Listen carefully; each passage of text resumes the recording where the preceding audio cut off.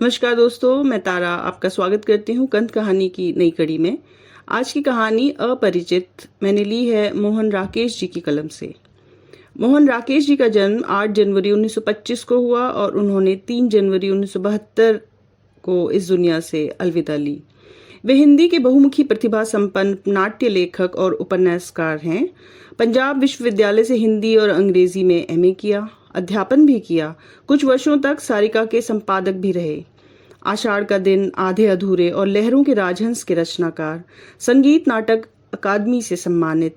मोहन राकेश मूलतः एक सिंधी परिवार से थे। उनके पिता करमचंद बहुत पहले सिंध से पंजाब आ गए थे। मोहन राकेश की डायरी हिंदी में इस विधा की सबसे सुंदर कृतियों में से एक मानी जाती है। हिंदी नाटकों में भारतेंदु और प्रसाद के बाद का दौर मोहन राकेश का दौर है, जिसे हिंदी नाटकों को फिर से रंगमंच से जोड़ा। प्रमुख भारतीय निर्देशकों इब्राहिम अलकाजी, ओम शिवपुरी, अरविंद गौड़, श्यामानंद जालान, राम गोपाल बजाज और दिनेश ठाकुर ने मोहन राकेश के नाटकों का निर्देशन किया। इनके प्रमुख उपन्यास हैं अंधेरे बंद कमरे, अंतराल, ना आने वाला कल। तो शुरू करती हूँ आज की कहानी अपरिचित। कोहरे की वजह से खिड़कियों के शीशे धुंधले पड़ गए थे। गाड़ी 40 की रफ्तार से सुनसान अंधेरे को चीरती चली जा रही थी। खिड़की से सिर सटाकर भी बाहर कुछ दिखाई नहीं देता था, फिर भी मैं देखने की कोशिश कर रहा था। कभी किसी पेड़ की हल्की गहरी रेखा ही गुजरती नजर आ जाती तो कुछ देख लेने का संतोष होता। मन को उलझाए रखने के लिए इतना ही काफी था। आंखों में जरा नींद नहीं थी। गाड़ी को जाने कितनी देर बाद कहीं जाकर रुकना था। जब और कुछ दिखाई न देता तो अपना प्रतिबिंब तो कम से कम देखा ही जा सकता था। अपने प्रतिबिंब के अलावा और भी कई प्रतिबिंब थे। ऊपर की पट पर सोए व्यक्ति का प्रतिबिंब अजब बेबसी के साथ हिल रहा था। सामने की बर्थ पर बैठी स्त्री की छाया बहुत उदास थी। उसकी भारी पलकें पल भर के लिए ऊपर उठती फिर झुक जाती। आकृतियों के अलावा कई बार नई नई आवाजें ध्यान बटा देती, जिनसे पता चलता कि गाड़ी पुल पर से जा रही है या मकानों की कतार के पास से गुजर रही है। बीच में सहसा इंजन की चीख सुनाई दे जाती, जिसे अंधेरा और एकांत और गहरे महसूस होने लगते। मैंने घड़ी में वक्त देखा। 11:15 बजे थे। सामने बैठी स्त्री की आंखें बहुत सुनसान थी। बीच बीच में उनमें से एक लहर सी उठती और विलीन हो जाती। वह जैसे आंखों से देख नहीं रही थी, सोच रही थी। उसकी बच्ची, जिसे फर के कंबलों में लपेट कर सुलाया गया था, जरा जरा कुनमुनाने लगी। उसकी गुलाबी टोपी सिर से उतर गई थी। उसने 2-1 बार पैर पटके अपनी बंधी हुई मुट्ठियां ऊपर उठाई और रोने लगी। स्त्री की सुनसान आंखें सहसा उमड़ आई। उसने बच्ची के सर पर टोपी ठीक कर दी और उसे कंबलों समेत उठा लिया। मगर इससे बच्ची का रोना बंद नहीं हुआ। उसने उसे हिलाकर और दुलारकर चुप कराना चाहा, मगर वे फिर भी रोती रही। इस पर उसने कंबल थोड़ा हटाकर बच्ची के मुंह में दूध दे दिया और उसे अच्छी तरह अपने साथ सटा लिया। मैं फिर खिड़की से सिर सटाकर बाहर देखने लगा। दूर बत्तियों की कतार नजर आ रही थी। शायद कोई आबादी थी या सिर्फ सड़क ही थी। गाड़ी तेज रफ्तार से चल रही थी और इंजन बहुत पास होने से कोहरे के साथ धुआं भी खिड़की के शीशों पर जमता जा रहा था। आबादी या सड़क जो भी वह थी, अब धीरे धीरे पीछे जा रही थी। शीशे में दिखाई देते प्रतिबिंब पहले से गहरे हो गए थे। स्त्री की आंखें मूंद गई थी और ऊपर लेटे व्यक्ति की बाहां जोर जोर से हिल रही थी। शीशे पर मेरी सांस के फैलने से अक्स और धुंधले हो गए थे, यहाँ तक कि धीरे धीरे सब प्रतिबिंब अदृश्य हो गए। मैंने तब जेब से रुमाल निकालकर शीशे को अच्छी तरह पोंछ दिया। स्त्री ने आंखें खोल ली थी और एक टक सामने देख रही थी। उसके होठों पर हल्की सी रेखा फैली थी, जो ठीक मुस्कुराहट नहीं थी। मुस्कुराहट ने बहुत कम व्यक्त उस रेखा में कहीं गंभीरता भी थी और अवसाद भी, जैसे वे अचानक उभर आई किसी याद की रेखा थी। उसके माथे पर हल्की हल्की सी सिकुड़न पड़ गई थी। बच्ची जल्दी ही दूध से हट गई। उसने सिर उठाकर अपना बिना दांत का मुंह खोल दिया और किलकारी भरती हुई मुट्ठियों से चोट करने लगी। दूसरी तरफ से आती एक गाड़ी तेज रफ्तार से गुजरी तो वह जरा सहम गई, मगर गाड़ी के निकलते ही और भी मुंह खोलकर किलकारी भरने लगी। बच्ची का चेहरा गदराया हुआ था और उसकी टोपी के नीचे से भूरे रंग के हल्के हल्के बाल नजर आ रहे थे। उसकी नाक जरा छोटी थी, पर आंखें माँ की ही तरह गहरी और फैली हुई थी। माँ के गाल और कपड़े नोचकर उसकी आंखें मेरी तरफ घूम गई और वह बाहें हवा में पटकती हुई मुझे अपनी किलकारियों का निशाना बनाने लगी। स्त्री की पलकें उठी और उसकी उदास आंखें क्षण भर मेरी आंखों से मिली रही। मुझे उस क्षण भर के लिए लगा कि मैं एक ऐसे क्षितिज को देख रहा हूं जिसमें गहरी सांझ के सभी हल्के गहरे रंग झिलमिला रहे हैं और जिसका दृश्य पल भर के हर 100वें हिस्से में बदलता जा रहा है। बच्ची मेरी तरफ देखकर बहुत हाट तक रही थी, इसलिए मैंने अपने हाथ उसकी तरफ बढ़ा दिए और कहा, आ बेटे, आजा। मेरे हाथ पास आने से बच्ची के हाथों का हिलना बंद हो गया और उसके होंठ रुआसे हो गए। स्त्री ने बच्ची को अपने होठों से छुआ और कहा, जा बिट्टू, जाएगी उनके पास। लेकिन बिट्टू और रोने जैसी हो गई और वह माँ के साथ सट गई। गैर आदमी से डरती है, मैंने मुस्कुराकर कहा और हाथ हटा लिए। स्त्री के होंठ भिज गए और माथे की खाल में थोड़ा खिंचाव आ गया। उसकी आंखें जैसे अतीत में चली गई। फिर सहसा वहां से लौट आई और वह बोली, नहीं, डरती नहीं, इसे दरअसल आदत नहीं है। यह आज तक या तो मेरे हाथों में रही है या नौकरानी के। और फिर वह उसके सिर पर झुक गई। बच्ची उसके साथ सटकर आंखें झपकने लगी। महिला उसे हिलाती हुई थपकियां देने लगी। बच्ची ने आंखें मूंद ली। महिला उसकी तरफ देखती उसे थपकियां देती रही। फिर एकाएक उसने उसको झुककर चूम लिया। बहुत अच्छी है हमारी बिट्टू, झट से सो जाती है, यह उसने जैसे अपने से कहा और मेरी तरफ देखा। उसकी आंखों में एक उदास सा उत्साह भर रहा था। कितनी बड़ी है बच्ची, मैंने पूछा। 10 दिन बाद पूरे 4 महीने की हो जाएगी, वह बोली, पर देखने में अभी उससे छोटी लगती है, नहीं? मैंने आंखों से उसकी बात का समर्थन किया। उसके चेहरे में एक अपनी ही सहजता थी, विश्वास और सादगी की। मैंने सोई हुई बच्ची के गाल को जरा सा सहला दिया। स्त्री का चेहरा और भावपूर्ण हो गया। लगता है आपको बच्चों से बहुत प्यार है, वह बोली। आपके कितने बच्चे हैं? मेरी आंखें उसके चेहरे से हट गई। बिजली की बत्ती के पास एक कीड़ा उड़ रहा था। मेरे? मैंने मुस्कुराने की कोशिश करते हुए कहा, अभी तो कोई नहीं है, मगर मतलब ब्याह हुआ है, अभी बच्चे नहीं हुए। वह मुस्कुराई। आप मर्द लोग तो बच्चों से बचे ही रहना चाहते हैं, है ना? मैंने होंठ सिकोड़ लिया और कहा, नहीं, यह बात नहीं।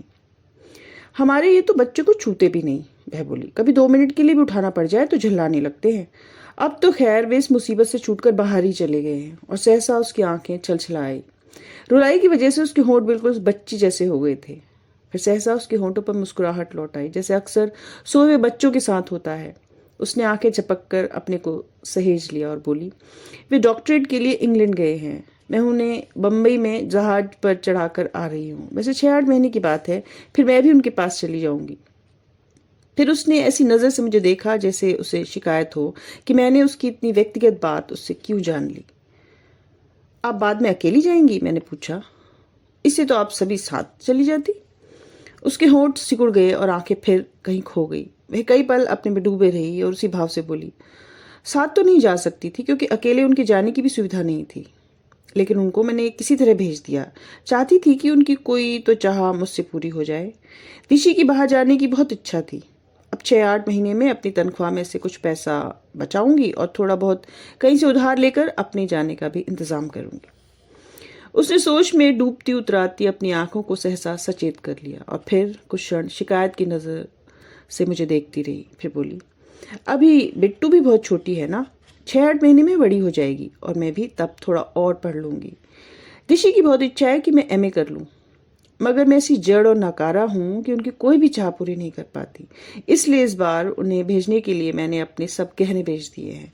अब मेरे पास बस मेरी बिट्टू है और कुछ नहीं। वह बच्ची के सिर पर हाथ फेरती हुई भरी भरी नजर से उसे देखती रही। बाहर वही सुनसान अंधेरा था, वही लगातार सुनाई देती इंजन की फक फक। शीशे से आंख गड़ा लेने पर भी दूर तक वीरानगी ही वीरानगी नजर आती थी, मगर उस स्त्री की आंखों में जैसे दुनिया भर का प्यार सिमट आया हो। वह फिर कई क्षण अपने में डूबी रही। फिर उसने एक सांस ली और बच्ची को अच्छी तरह कंबलों में लपेटकर सीट पर लेटा दिया। ऊपर की बेड पर लेटा हुआ आदमी खर्राटे भर रहा था। एक बार करवट बदलते हुए वह नीचे गिरने को हुआ, पर सहसा हड़बड़ाकर संभल गया। फिर कुछ ही देर में वह जोर से खर्राटे भरने लगा। लोगों को जाने सफर में कैसे इतनी नींद आ जाती है, वह स्त्री बोली। मुझे 2-2 रातें सफर करना हो तो भी मैं एक पल नहीं सो पाती। अपनी अपनी आदत होती है। हाँ, आदत की ही बात है, मैंने कहा। कुछ लोग बहुत निश्चिंत होकर सो जाते हैं और कुछ होते हैं कि बगैर चिंता के जी ही नहीं सकते। और वह हंस दी। उसी हंसी का स्वर भी बच्चों जैसा ही था। उसके दांत बहुत छोटे छोटे और चमकीले थे। मैंने भी उसकी हंसी में साथ दिया।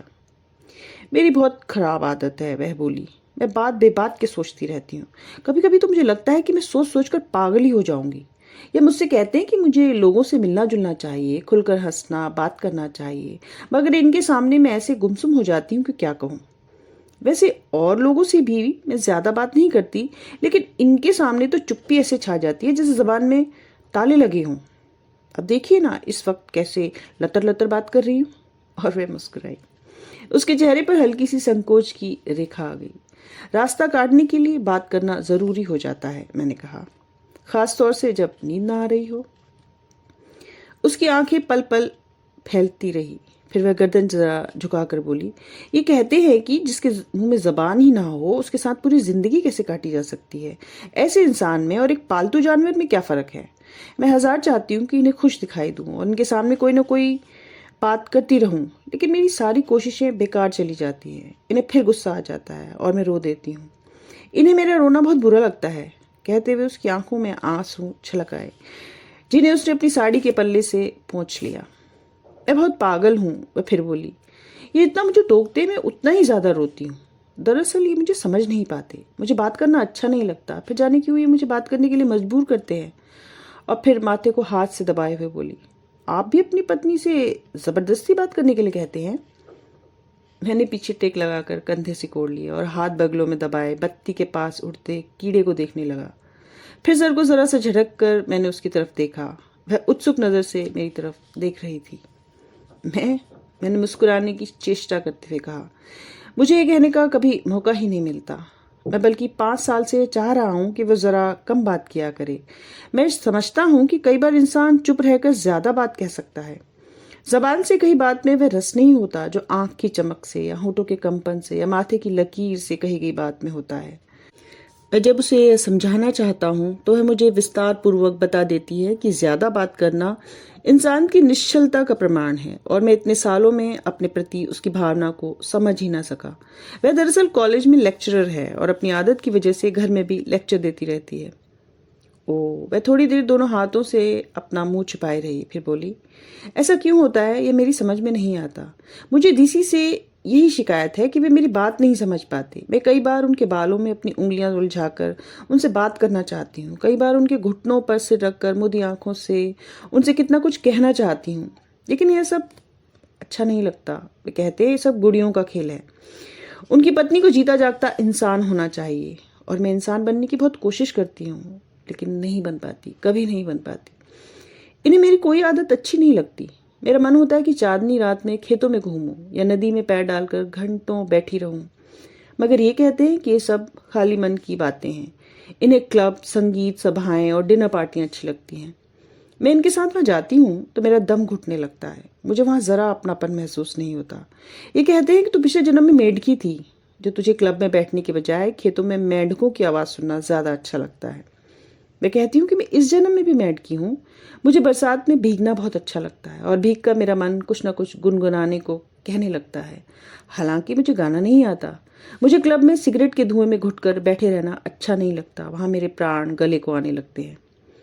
उस थोड़े से समय में ही मुझे उसके चेहरे का उतार चढ़ाव काफी परिचित लगने लगा था। उसकी बात सुनते हुए मेरे मन पर हल्की उदासी छाने लगी थी। हालांकि मैं जानता था कि वह कोई भी बात मुझसे नहीं कह रही, वह अपने से बात करना चाहती है और मेरी मौजूदगी उसके लिए सिर्फ एक बहाना है। मेरी उदासी भी उसके लिए न होकर अपने लिए थी, क्योंकि बात उससे करते हुए भी मुख्य रूप से मैं सोच अपने ही विषय में रहा था।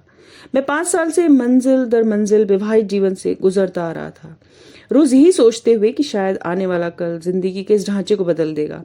सतह पर हर चीज ठीक थी, कहीं कुछ गलत नहीं था, मगर सतह से नीचे जीवन कितनी कितनी उलझनों और गांठों से भरा था। मैंने विवाह के पहले दिन में ही जान लिया था कि नलिनी मुझसे विवाह करके सुखी नहीं हो सकी, क्योंकि मैं उसकी कोई भी महत्वाकांक्षा पूरी करने में सहायक नहीं हो सकता। वह एक भरा पूरा पर घर चाहती थी जिसमें उसका शासन हो और ऐसा सामाजिक जीवन जिसमें उसे महत्व का दर्जा प्राप्त हो। वह अपने से स्वतंत्र अपने पति के मानसिक जीवन की कल्पना नहीं करती थी। उसे मेरी घूमने की आदत और साधारण जीवन का मोह मानसिक विकृतियां लगती थी। जिन्हें वह अपनी अधिक स्वस्थ जीवन दर्शन से दूर करना चाहती थी। उसने इस विश्वास के साथ जीवन आरंभ किया था कि वह मेरी गलतियों को ठीक करती हुए मुझे बहुत जल्द सामाजिक दृष्टि से सफल व्यक्ति बनने की दिशा में ले जाएगी। उसकी नज़र में वह मेरे संस्कारों का दोष था, जो मैं इतना अंतर्मुखी रहता था और इधर उधर मिलजुल कर आगे बढ़ने की कोशिश नहीं करता था। वह इस परिस्थिति को सुधारना चाहती थी, पर परिस्थिति सुधरने की जगह बिगड़ती गई थी। वह जो कुछ चाहती थी वह मैं नहीं कर सक पाता था, और जो कुछ मैं चाहता था वह उससे नहीं होता था। इससे हम में अक्सर चकचक होने लगती थी और कई बार दीवारों से सिर टकराने की नौबत आ जाती थी। मगर यह सब हो चुकने पर नलिनी बहुत जल्दी स्वस्थ हो जाती थी और उसे फिर मुझसे शिकायत होती थी कि मैं 2-2 दिन अपने को उन साधारण घटनाओं के प्रभाव से मुक्त क्यों नहीं कर पाता। मगर मैं 2-2 दिन क्या, कभी उन घटनाओं के प्रभाव से मुक्त ही नहीं हो पाता था, और रात को जब वह सो जाती थी तो घंटों तकिए में मुंह छुपाए कर रहता रहता था। नलिनी आपसी झगड़े को उतना अस्वाभाविक नहीं समझती थी जितना मेरे रात भर जागने को। उसके लिए मुझे नर्व टॉनिक लेने की सलाह दिया करती थी। विवाह के पहले 2 वर्ष इसी तरह बीते थे और उसके बाद हम अलग अलग जगह काम करने लगे थे। हालांकि समस्या ज्यों की त्यों बनी थी और जब भी हम इकट्ठे होते वही पुरानी जिंदगी लौट आती थी। फिर भी नलिनी का यह विश्वास अभी कम नहीं हुआ था कि कभी न कभी मेरे सामाजिक संस्कारों का उदय जरूर होगा और तब हम साथ रहकर सुखी विवाहित जीवन व्यतीत कर सकेंगे। आप कुछ सोच रहे हैं? उस स्त्री ने अपनी बच्ची के सिर पर हाथ फेरते हुए पूछा। मैंने सहसा अपने को सहेजा और कहा, हाँ, मैं आप ही की बात को लेकर सोच रहा था। कुछ लोग होते हैं जिनसे दिखावटी शिष्टाचार आसानी से नहीं ओढ़ा जाता। आप भी शायद उन्हीं लोगों में से हैं। मैं नहीं जानती, वह बोली, मगर इतना जानती हूँ कि मैं बहुत से परिचित लोगों के बीच अपने को अपरिचित, बेगाना और अनमेल अनुभव करती हूँ। मुझे लगता है कि मुझ में ही कुछ कमी है। मैं इतनी बड़ी होकर भी कुछ नहीं जान पाई।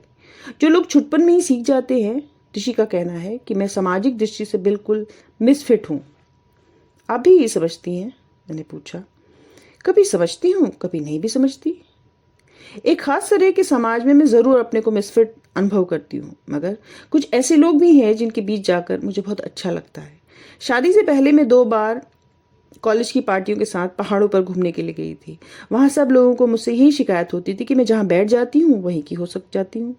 मुझे पहाड़ी बच्चे बहुत अच्छे लगते थे। मैं उनके घर के लोगों से भी बहुत जल्दी दोस्ती कर लेती थी। एक पहाड़ी परिवार की मुझे आज तक याद है कि उस परिवार के बच्चे मुझसे इतना घुल मिल गए थे कि मैं बड़ी मुश्किल से उन्हें छोड़कर उनके यहाँ से चल पाई थी।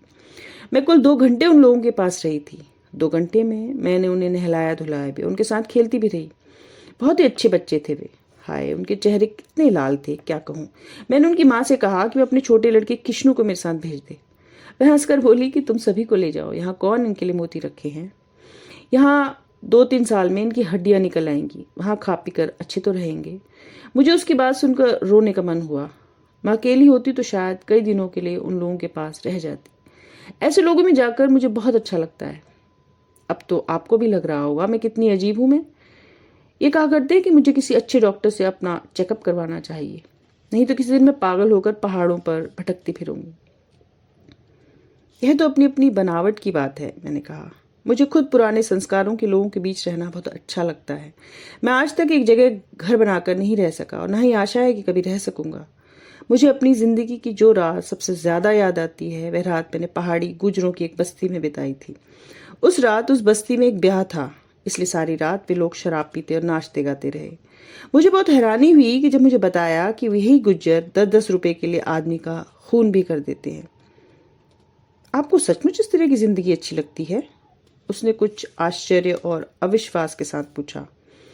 आपको शायद खुशी हो रही है कि पागल होने की उम्मीदवार आप अकेले ही नहीं हैं, मैंने मुस्कुराकर कहा। वह भी मुस्कुराई। उसकी आंखें अचानक उदास हो गई। उस एक पल में मुझे उन आंखों में न जाने कितनी कुछ दिखाई दिया। करुणा, शोक, ममता, आर्द्रता, ग्लानि, भय, असमंजस और स्नेह। उसके होंठ कुछ कहने के लिए कांपे, लेकिन कांप कर ही रह गए। मैं भी चुपचाप उसे देखता रहा। कुछ वक्त के लिए मुझे महसूस हुआ कि मेरा दिमाग बिल्कुल खाली है और मुझे पता नहीं मैं क्या कर रहा था और आगे क्या करना चाहता था। सहसा उसकी आंखों में फिर वही सूनापन भरने लगा और पल भर में ही वह इतना बढ़ गया कि मैंने उसकी तरफ से आंखें हटा ली। बत्ती के पास उड़ता कीड़ा उसके साथ सटकर झुलस गया था। बच्ची नींद में मुस्कुरा रही थी। खिड़की के शीशे पर इतनी धुंध जम गई थी कि उसमें अपना चेहरा भी दिखाई नहीं देता था। गाड़ी की रफ्तार धीमी हो रही थी। कोई स्टेशन आ रहा था। 2-1 बत्तियां तेजी से जल रही थी। मैंने खिड़की का शीशा उठा दिया। बाहर से आती बर्फानी हवा के स्पर्श ने नर्व्स को थोड़ा अलर्ट कर दिया। गाड़ी एक बहुत नीचे प्लेटफॉर्म पर आकर खड़ी हो रही थी। यहाँ कहीं थोड़ा पानी मिल जाएगा? मैंने चौंक कर देखा। वह अपनी टोकरी में से कांच का गिलास निकालकर अनिश्चित भाव से हाथ में लिए है। उसके चेहरे की रेखाएं पहले से गहरी हो गई थी। पानी आपको पीने के लिए चाहिए? मैंने पूछा। हाँ, कुल्ला करूंगी और पीऊंगी भी। ना जाने क्यों होंठ कुछ चिपक से रहे हैं। बाहर इतनी ठंड है, फिर भी देखता हूँ अगर यहाँ कोई नल वल हो तो। मैंने उसके हाथ से गिलास लिया और जल्दी से प्लेटफॉर्म पर उतर गया। न जाने कैसा मनहूस स्टेशन था कि कहीं पर कोई इंसान नजर नहीं आ रहा था। प्लेटफॉर्म पर पहुंचते ही हवा के झोंकों से हाथ पैर सुन्न होने लगे। मैंने कोट के कॉलर ऊंचे कर लिए। प्लेटफॉर्म के जंगले के बाहर से फैलकर ऊपर आए 2-1 पेड़ हवा में सरसरा रहे थे। इंजन के भाप छोड़ने से लंबी शू की आवाज सुनाई दे रही थी। शायद वहां गाड़ी सिग्नल न मिलने की वजह से रुक गई थी। दूर कई डब्बे पीछे एक नल दिखाई दिया तो मैं उस तरफ तेजी से चल दिया। ईंटों के प्लेटफॉर्म पर अपने जूते का शब्द मुझे बहुत अजीब सा लगा। मैंने चलते चलते गाड़ी की तरफ देखा। किसी खिड़की से कोई चेहरा बाहर नहीं झांक रहा था। मैं नल के पास जाकर गिलास में पानी भरने लगा। तभी हल्की सी सीटी देकर गाड़ी एक झटके के साथ चल पड़ी। मैं भरा हुआ पानी का गिलास लिए अपने डिब्बे की तरफ दौड़ा। दौड़ते हुए मुझे लगा कि मैं उस डब्बे तक पहुंच नहीं पाऊंगा और सर्दी में उस अंधेरे और सुनसान प्लेटफॉर्म पर ही मुझे बिना सामान के रात बितानी होगी। यह सोचकर मैं और तेज दौड़ने लगा। किसी तरह अपने डिब्बे के बराबर पहुंच गया। दरवाज़ा खुला हुआ था और वह दरवाजे के पास खड़ी थी। उसने हाथ बढ़ाकर गिलास मुझसे ले लिया। फुटबोर्ड पर चढ़ते हुए एक बार मेरा पैर जरा सा फिसला, मगर अगले ही पल मैं संभल कर खड़ा हो गया। इंजन तेज होने की कोशिश में हल्के हल्के झटके दे रहा था और ईंटों के प्लेटफॉर्म की जगह अब नीचे धुंधली गहराई दिखाई देने लगी थी। अंदर आ जाइए। उसके शब्द सुनकर मुझे एहसास हुआ कि मुझे फुटबोर्ड से आगे भी कहीं जाना है। डिब्बे के अंदर कदम रखा तो मेरे घुटने जरा जरा कांप रहे थे। अपनी जगह पर आकर मैंने टांगे सीधी की और पीछे टेक लगा ली। कुछ पल बाद आंखें खोली तो लगा कि वह इस बीच मुंह धोआई है। फिर भी उसके चेहरे पर मुर्दनी सी छा रही थी। मेरे होंठ सूख रहे थे। फिर भी मैं थोड़ा मुस्कुराया। क्या बात है, आपका चेहरा ऐसा क्यों हो रहा है? मैंने पूछा। मैं कितनी मनहूस हूँ, कहकर उसने अपना निचला होंठ जरा सा काट लिया। क्यों? अभी मेरी वजह से आपको कुछ हो जाता? यह खूब सोचा आपने। नहीं, मैं हूं ही ऐसी, वह बोली। जिंदगी में हर एक को दुख दिया है। अगर कहीं आप न चढ़ पाते तो? हंसना अच्छी आदत नहीं है। मुझे इस पर फिर हंसी आ गई। वह शिकायत भरी नजर से मुझे देखती रही। गाड़ी की रफ्तार फिर तेज हो रही थी। ऊपर की बर्थ पर लेटा आदमी सहसा हड़बड़ाकर उठ बैठा और जोर जोर से खांसने लगा। खांसी का दौर शांत होने पर उसने कुछ पल छाती को हाथ में दबाए रखा। फिर भारी आवाज में पूछा, क्या बजा है? 12:15। मैंने उसकी तरफ देखकर उत्तर दिया। कुल 12:15, उसने निराश स्वर में कहा और फिर लेट गया। कुछ ही देर में फिर खर्राटे भरने लगा। आप भी थोड़ी देर सो जाइए। वह पीछे टेक लगाए शायद कुछ सोच रही थी या केवल देख रही थी। आपको नींद आ रही है, आप सो जाइए, मैंने कहा। मैंने आपसे कहा था ना कि मुझे गाड़ी में नींद नहीं आती। आप सो जाइए। मैंने लेटकर कंबल ले लिया। मेरी आंखें देर तक ऊपर की बत्ती को देखती रही जिसके साथ झुलसा हुआ कीड़ा चिपक कर रह गया था। रजाई भी ले लीजिए, काफी ठंड है, उसने कहा। नहीं, अभी जरूरत नहीं, मैं बहुत से गर्म कपड़े पहने हूँ। ले लीजिए, नहीं बाद में ठिठुरते रहिएगा। नहीं, ठिठुरूंगा नहीं, मैंने कंबल गले तक लपेटते हुए कहा। और थोड़ी थोड़ी ठंड महसूस होती रहे तो अच्छा लगता है। बत्ती बुझा दूं? कुछ देर बाद उसने पूछा। नहीं, रहने दीजिए। नहीं, बुझा देती हूँ, ठीक से सो जाइए। और उसने उठकर बत्ती बुझा दी। मैं काफी देर अंधेरे में छत की तरफ देखता रहा। फिर मुझे नींद आने लगी। शायद रात आधी से ज्यादा बीत चुकी थी जब इंजन के भोंपू की आवाज से मेरी नींद खुली। वह आवाज कुछ ऐसी भारी थी कि मेरे सारे शरीर में एक झुरझुरी सी भर गई। पिछले किसी स्टेशन पर इंजन बदल गया था। गाड़ी धीरे धीरे चलने लगी तो मैंने सिर थोड़ा ऊंचा उठाया। सामने की सीट खाली थी। बेस्त्री न जाने किस स्टेशन पर उतर गई थी। इसी स्टेशन पर न उतरी हो, यह सोचकर मैंने खिड़की का शीशा उठा दिया और बाहर देखा। प्लेटफॉर्म बहुत पीछे रह गया था और बत्तियों की कतार के सिवा कुछ साफ दिखाई नहीं दे रहा था। मैंने शीशा फिर नीचे खींच लिया। अंदर की बत्ती अब भी बुझी हुई थी।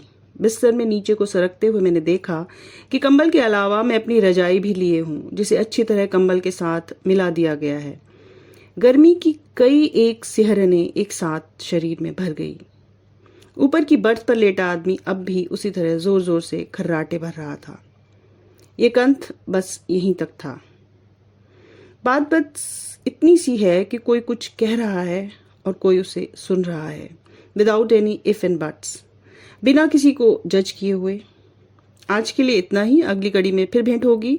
धन्यवाद। नमस्कार।